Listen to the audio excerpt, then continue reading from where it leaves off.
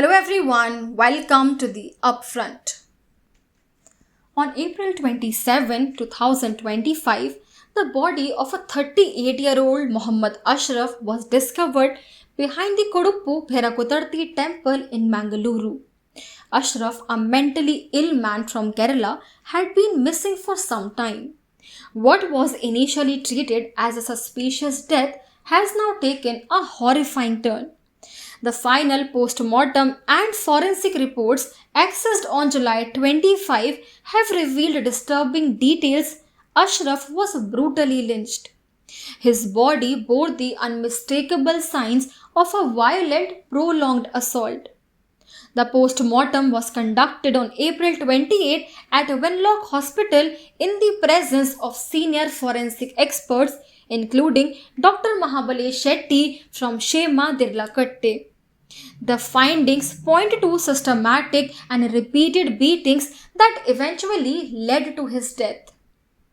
Let's break down the report. External injuries.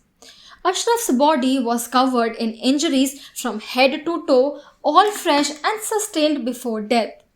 Back and buttocks, a massive contusion 50 by 35 centimeters in size was found on his back.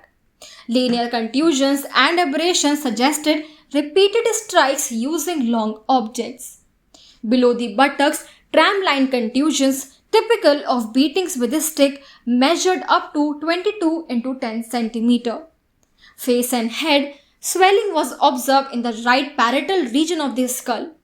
Abrasions and contusions appeared around the right ear, forehead, under the eye and nose.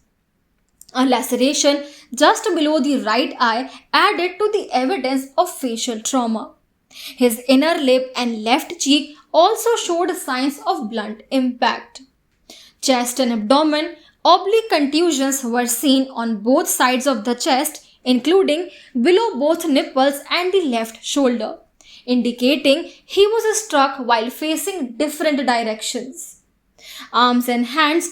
The right arm from the shoulder to the fingers was marked with large bruises. Similar injuries were found on the left arm and hand, including abrasions around the elbows. Thighs and legs. Both thighs had tramline contusions and multiple abrasions. A large wound 13 into 6 centimeter was recorded on the right knee. Both knees showed damage consistent with repeated blunt trauma. Internal injuries. Despite no visible skull fractures, Ashraf suffered internal brain injuries. There was subarachnoid and subdural hemorrhage indicating bleeding inside the brain, and the brain tissue showed congestion and petechial hemorrhages. His lungs were congested, edematous, and had blood-stained frothy discharge, signs of terminal respiratory distress. The heart was pale with minor old scarring but no new damage. The kidneys revealed something more serious, extensive internal damage and loss of normal structure. Histopathology confirmed acute tubular injury due to rhabdomyolysis, a condition caused by severe muscle breakdown commonly seen after heavy trauma. This led to acute kidney failure, which contributed to his death. The liver also had signs of blunt force impact on the right lobe. The stomach contained undigested food and thick greenish black liquid, suggesting he died shortly after his last meal. Weapon analysis. 4 wooden sticks suspected to have been used in the assault were sent for forensic examinations. Some were broken, others had rough, splintered edges. Dr. Rashmi K.S., a forensic medicine specialist at Wenlock Hospital, confirmed that the nature of the injuries, especially the tramline contusions, matched the characteristics of the wooden sticks. This confirms that these sticks were likely used to beat Ashraf mercilessly. Toxicology report. Test conducted at the Regional Forensic Science Laboratory in Mangaluru showed no presence of alcohol, poison, narcotic substances or any sedatives in Ashraf's body. Final cause of death. The medical board issued a clear and chilling opinion.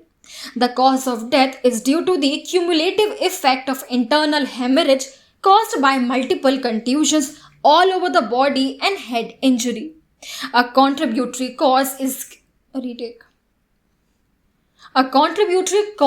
acute kidney injury sustained due to blunt force trauma.